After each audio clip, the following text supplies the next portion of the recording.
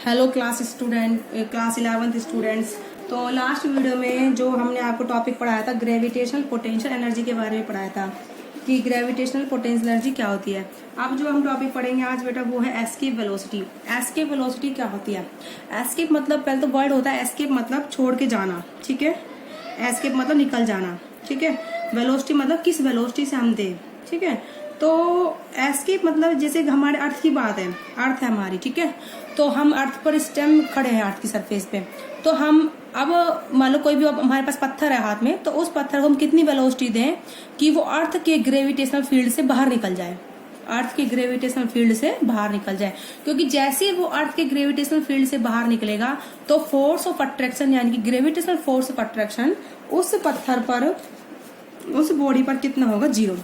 देखो इस चीज को मैं उसके थ्रू समझाती हूँ आपको। जैसे हमारी अर्थ है, ठीक है, तो ये हमारी अर्थ है ना बेटा। एक सेकेंड मैं थोड़ा सा विजिबिलिटी बढ़ाती हूँ, ठीक है बेटा। तो एक सेकेंड, ये मैंने क्या ले लिया, एक मिनट, मेरे पास हाथ में यही था तो मैंने ले लिया, इधर रखा हुआ था। हाँ आप बताते हैं बेटा। तो जैसे ये हमारी क्या है बेटा, अर्थ है, ठीक है। ये अर्थ है, इसका मास क्या है? कैपिटल M है। तो हमारे पास एक कोई स्टोन है, मान लो अर्थ का ग्रेविटेशनल फील्ड यहाँ तक है, इस पॉइंट तक, ठीक है। अर्थ का फील्ड इस यहाँ तक ऑपरेट होता है, ठीक है। ग्रेविटेशनल फोर्स यहाँ तक लगेगा। अब जैसे ही इस पत्थर इससे बाहर जाएगा, इस फील्ड से बाहर जाएगा, तो उसमें फोर्स ऑफ अट्रैक्शन कितना हो जाएगा? 0। कितना हो जाएगा बेटा? 0। और उसकी पोटेंशियल एनर्जी कितनी हो जाएगी? 0 उस वहां पर जाके, ठीक है। तो हम कितनी वेलोसिटी दें कि पत्थर उस फील्ड को निकल से बाहर निकल के चला जाए, ठीक है। हम जो रॉकेट वगैरह की लॉन्चिंग करते हैं बेटा वो इसी पे बेस्ड करते हैं हम उसके उनकी कि वो हम उनको रॉकेट वगैरह को इतनी ज्यादा वेलोसिटी भी नहीं देते कि वो ग्रेविटेशनल फील्ड से ही बाहर निकल जाए, ठीक है। कई बार जैसे अब, लेकिन हम जैसे हमारा मंगलयान था उसको हमें अर्थ के फील्ड से निकालना था, तो वहां पर हमने ऑफकोर्स उसको वेलोसिटी ज्यादा दी होगी एस्केप से। तो एस्केप वेलोसिटी मतलब अर्थ के ग्रेविटेशनल फील्ड से बाहर निकालने के लिए हमें जो वेलोसिटी देनी पड़ेगी किसी भी बॉडी को, तो उसकी क्या कहलाएगी? वो एस्केप वेलोसिटी। तो इसके आप डेफिनेशन लिखिए, एस्केप वेलोसिटी होती क्या है? तो minimum velocity, the minimum velocity, ठीक है, with which a body must be projected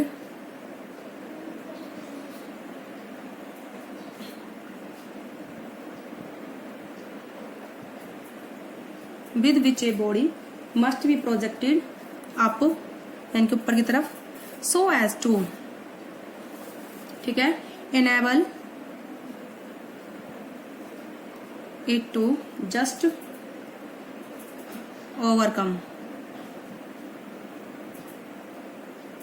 just overcome the gravitational pull,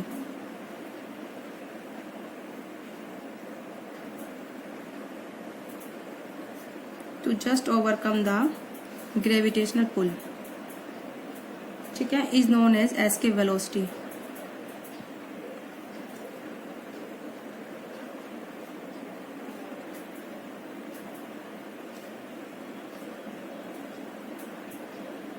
ठीक है, क्या बोलते हैं बेटा उसे? हम एस्केप वेलोसिटी। तो एस्केप वेलोसिटी क्या है? किसी भी बॉडी को हम कितनी वेलोसिटी दें ऊपर की तरफ, ऊपर की डायरेक्शन में, या फिर जिससे कि वो क्या है, अर्थ के ग्रेविटेशनल फील्ड से या ग्रेविटेशनल पुल से, उसके खिंचाव से कम हो जाए, दूर हो जाए।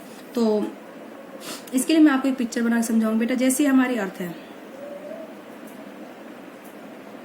ठीक है बेटा, this is the centre of अर्थ। ये इसकी रेडियस हो गई कैपिटल R, ठीक है। ये मास हो गया अर्थ का, ठीक है। तो हमें ऑब्जेक्ट को कहाँ पहुंचाना है? मतलब इन्फिनिटी पर। ये हमारा इन्फिनिटी का पॉइंट है, ठीक है।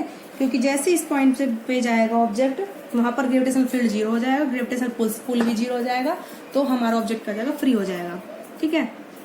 तो हमें क्या करना पड़ेगा? यहाँ से तक का मैं वर्क निकालूं, कितना करना पड़ेगा मुझे उस ऑब्जेक्ट को ले जाने में।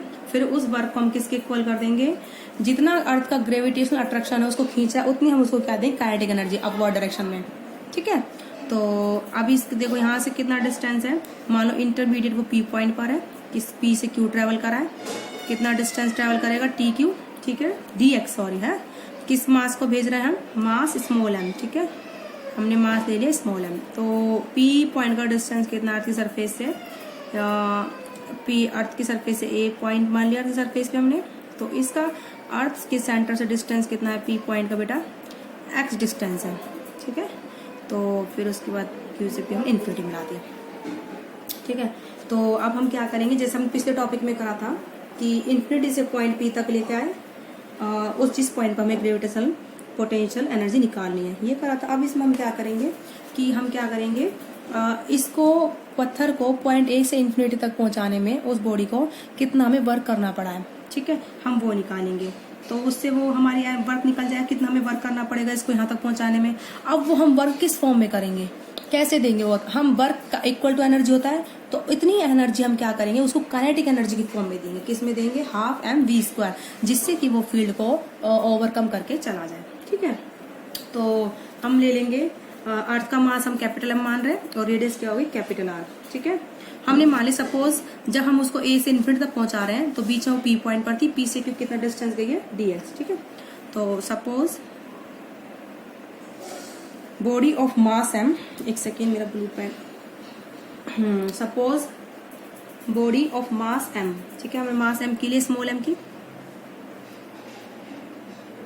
स्मॉल एम, ठीक है, इज एट पॉइंट पी, ठीक है, जो कि कितने डिस्टेंस पर है x,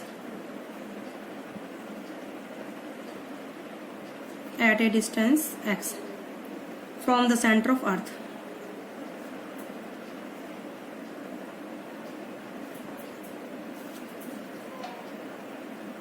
ठीक है। सेंटर ऑफ अर्थ से कितना है, तो फोर्स कितना होगा एट पॉइंट P, तो force exerted by earth on body कितना हो जाएगा बेटा, x डिस्टेंस पर, g mass of earth, mass of body upon max square. तो वर्क निकालेंगे हम स्मॉल डिस्प्लेसमेंट का dw f इंटू dx, ठीक है। तो work done in moving a body against gravitational field, ठीक है, अगेंस्ट ग्रेविटेशनल पुल तो द डिस्टेंस dx, ठीक है। हम पहले dx डिस्टेंस का वर्क निकालेंगे, तो उसको इंटीग्रेट करके पूरा वर्क निकालेंगे। तो इसको लिख लिए, work done in moving against, ठीक है, ग्रेविटेशनल अट्रैक्शन,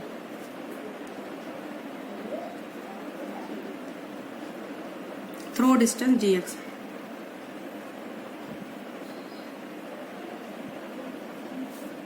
थ्रू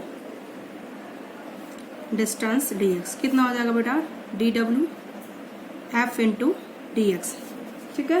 तो फोर्स हो जाएगा हमारा, f की वैल्यू पुट कर देंगे g capital M small m upon max square into dx, okay. अब हम इससे क्या निकालेंगे, कंप्लीट वर्क डन निकालेंगे from the surface of earth to the infinity. तो टोटल वर्क डन, ठीक है, कहाँ से कहाँ तक, to move body from the surface of earth to infinity, total work done from the surface of earth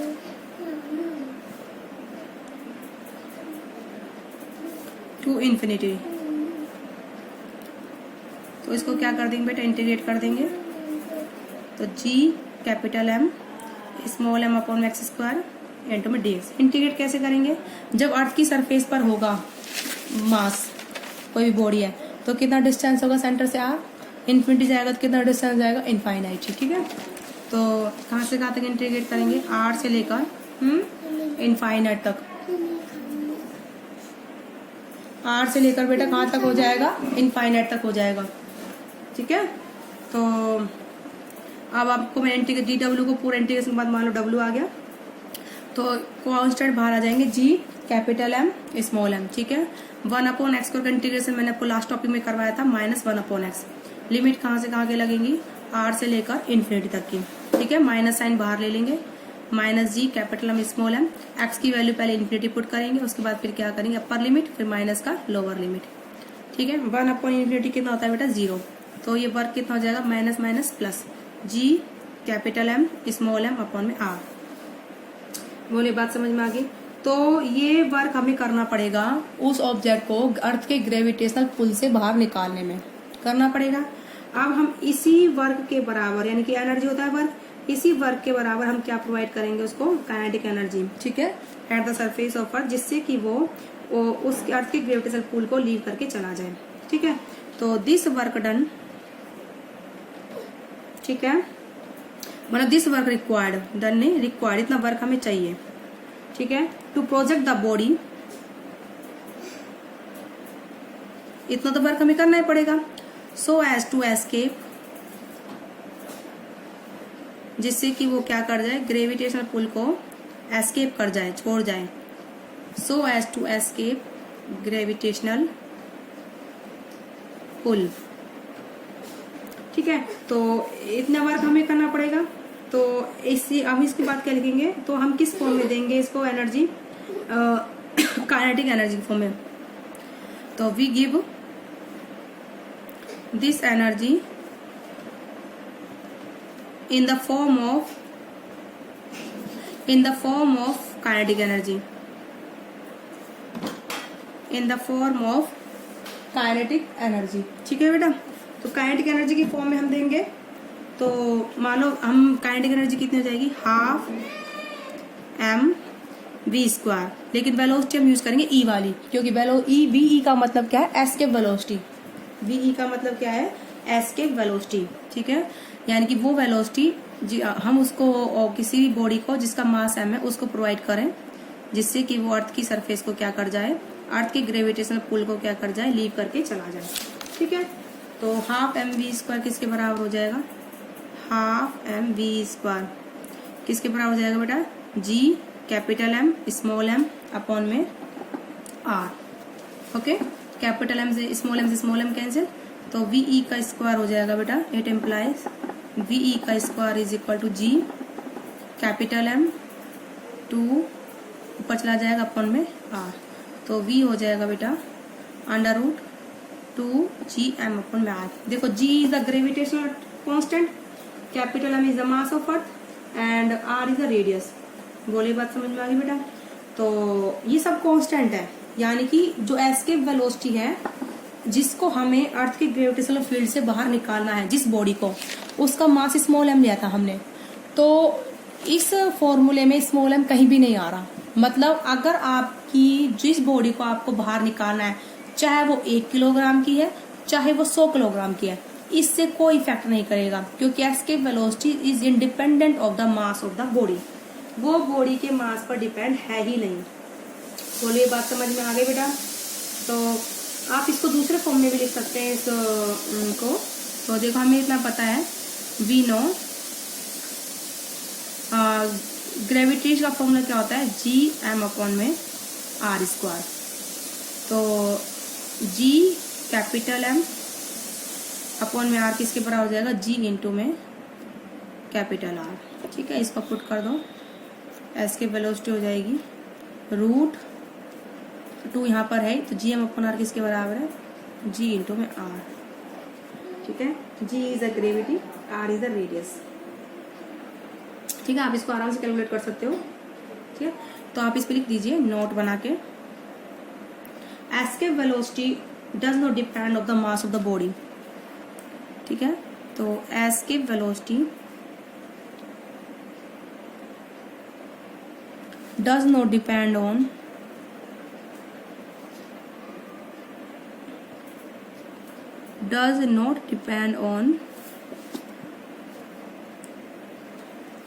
mass of body। बोले बात समझ में आ गई बेटा। तो आप इसी से अंदाजा लगा लीजिए जो मैं बताना चाह रही हूँ। देखो यहाँ पर दो फॉर्मूले हैं इसके वेलोसिटी के, है ना। तो यहाँ पर ये फॉर्मूला क्या है, जी इज द ग्रेविटी जो कि अर्थ के लिए 9.8 है, r is the radius of earth. हम हर एक प्लेनेट के एस्केप वेलोसिटी निकाल सकते हैं अगर हमें उस प्लेनेट की ग्रेविटी पता हो और उसकी रेडियस पता हो। अगर हम उसकी ग्रेविटी भी नहीं पता तो हमें उस प्लेनेट का मास पता हो और उसकी क्या पता हो, रेडियस पता हो, तो हम क्या बता सकते हैं बेटा कि एस्केप वेलोसिटी वहां पर कितनी होगी किसी भी ऑब्जेक्ट को, अगर उसे उसके उस प्लेनेट के फील्ड से हमें क्या करना है, रिमूव करना है। तो इसमें हम डिस्कशन करते हैं, थोड़ा सा जरा कैलकुलेट करके देखते हैं कि ग्रेविटेशन एस्केप वेलोसिटी न्यूमेरिकली कितनी आती है, ठीक है। तो आप इसे पुट कर लीजिए। वेलोसिटी का फॉर्मूला है √2gr, ग्रेविटी की वैल्यू 9.8 है और रेडियस ऑफ अर्थ कितनी है 6400 किलोमीटर। किलोमीटर को मीटर में बदल लीजिए 10⁻³ मीटर। ठीक है, अब जब आप इसको सोल्व करोगे तो ये वेलोसिटी आएगी 11.2 किलोमीटर पर सेकेंड। ठीक है, तो यानी कि आपको किसी भी बॉडी को इतनी स्पीड देनी होगी कि वो 1 सेकेंड में 11.2 किलोमीटर चले। बोले बात समझ में आ गई?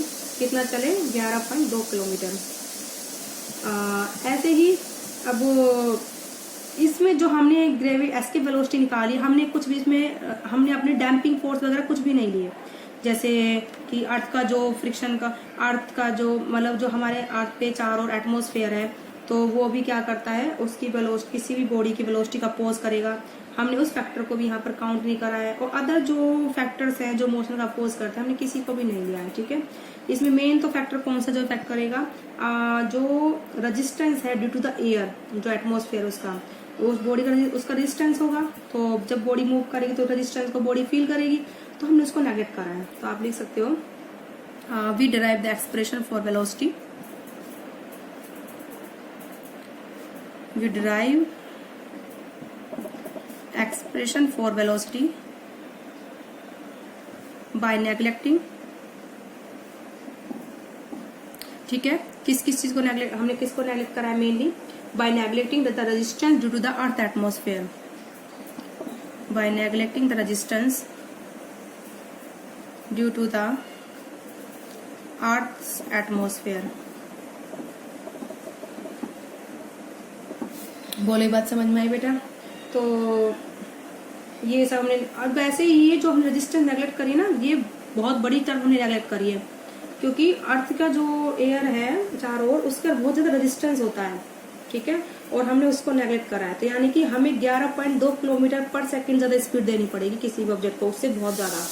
ठीक है, जिससे कि वो अर्थ की सरफेस को क्या कर जाए, अर्थ की सरफेस में अर्थ की जो ग्रेविटेशनल फील्ड का जो रीजन है उसको क्या कर जाए, वो लीव करके चला जाए। ठीक है, तो आई होप आपको समझ में आया होगा। एस्केप वेलोसिटी मैं आपको थोड़ा सा बता दी कैसे कैसे करा है। पहले मैंने किसी बॉडी को सरफेस से लेकर उसको इन्फिनिटी तक पहुंचाने में जो वर्क करना पड़ेगा, पहले मैंने वो वर्क निकाला। वर्क एक एनर्जी की फॉर्म होती है, हम उसको वही एनर्जी वर्क के बराबर किस फॉर्म में प्रोवाइड करेंगे, काइनेटिक एनर्जी की फॉर्म में प्रोवाइड करेंगे। तो मैंने यहाँ से तक का वर्क निकाला। वर्क कैसे निकाला? मैं इंटरमीडिएट पी से क्यू का निकाला, स्मॉल वर्क निकाला है, फोर्स इंटू डिस्प्लेसमेंट, पी पर फोर्स निकाले पी पॉइंट पर, G capital M small m upon distance x square. फिर पी से क्यू का वर्क निकाल लिया, फिर हमने उस वर्क को इंटीग्रेट कर दिया ए से लेकर इन्फिनिटी तक। ए की डिस्टेंस कितने पॉइंट ए की आर है, और वहाँ पर इन्फिनिटी तक कितना इन्फिनिटी। तो हमने सॉल्व करने के बाद हमारा बेटा कितना आया है, वर्क जी एम अपॉन में आर। तो इस वर्क इतना ही, यानी कि इतनी एनर्जी वर्क की फॉर्म में एनर्जी होती है, इतनी एनर्जी हम उसको काइनेटिक की फॉर्म में देंगे। तो काइनेटिक एनर्जी हमने हाफ एम वी स्क्वायर मान ली। तो ये दोनों हम काइनेटिक एनर्जी को इसके बराबर देंगे, तो ये बराबर कर दिया और हमारी एस्केप वेलोसिटी निकल के आ गई। और हम जब कैलकुलेट करते हैं तो हमारी कितनी आती है, 11.2 किलोमीटर पर सेकेंड। और ऑफकोर्स हमें इससे ज्यादा देनी पड़ेगी, काफी ज्यादा, जिससे कि वॉट की सरफेस के जो ग्रेविटेशनल पुल है उसको वो लीव करके चला जाए। तो ओके बेटा, आज की वीडियो में इतना ही।